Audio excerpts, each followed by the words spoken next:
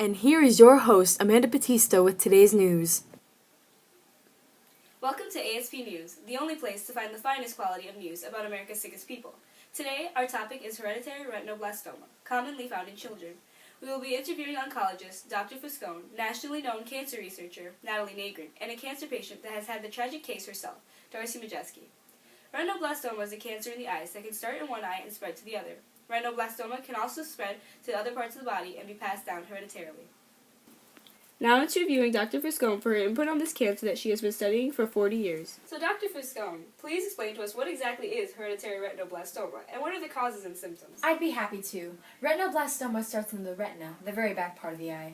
Retinoblastoma is the most common type of eye cancer in children. The retina is the inner layer of cells in the back of the eye.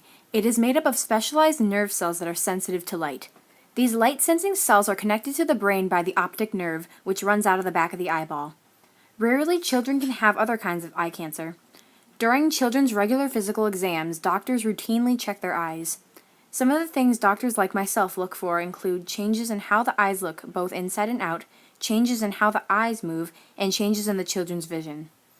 Any of these might be signs of retinoblastoma. I see. And what type of people are most likely to contract this type of cancer? Although retinoblastoma may occur at any age, it usually occurs in children younger than 5 years old, most often younger than 2 years old. The tumor may be in one eye.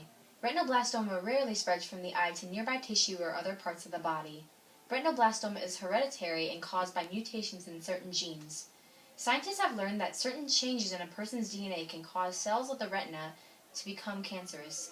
In most of these children, there is no family history of this cancer. Only about 25% of the children born with this gene abnormality inherit it from the parent. In about 75% of the cases, the gene change first occurs during early development in the womb. The reasons of this are not clear. Thank you very much for this helpful information, Dr. Rebecca Fuscone. It's my pleasure. And now let's get an inside view of how retinoblastoma affects the patient. Today we have the pleasure of having Darcy Majeski telling her story of how retinoblastoma affected her and how she overcame this disease. Please inform us on what it's like to have retinoblastoma. Perhaps include the cost and impact it's had on your family. Well, as a past cancer patient, I had financial resources available to help me. Financial resources were available to help me with cancer to afford the care I needed. These resources were helpful since I didn't have health insurance. They included government programs to help low-income people get cancer screenings or treatments, disability benefits, aid from volunteer organizations, and living benefits from life insurance policies. It's been tough on my family, having to try their best with low income we have. It's also frightening to know that my children one day have a risk of it since it's hereditary, so we do live in fear of that sometimes.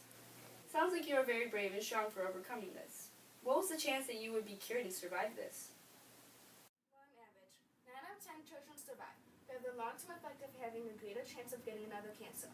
Possibly the most related types of cancer to retinoblastoma are intraocular melanoma and mesothelioma.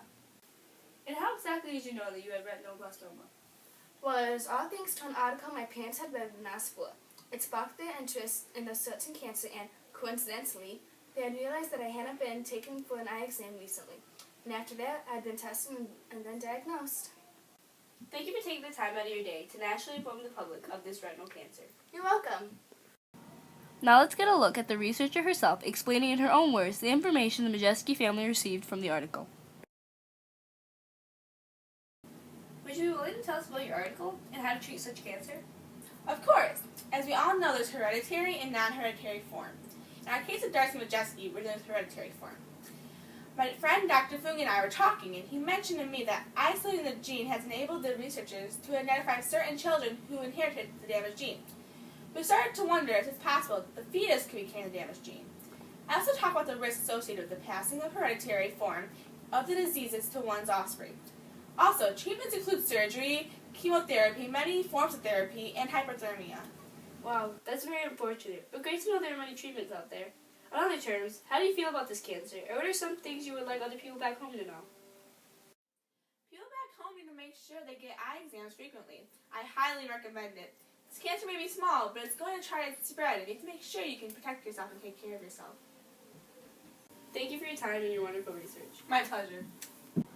That's it for ASP News. Have a great day and thanks for watching.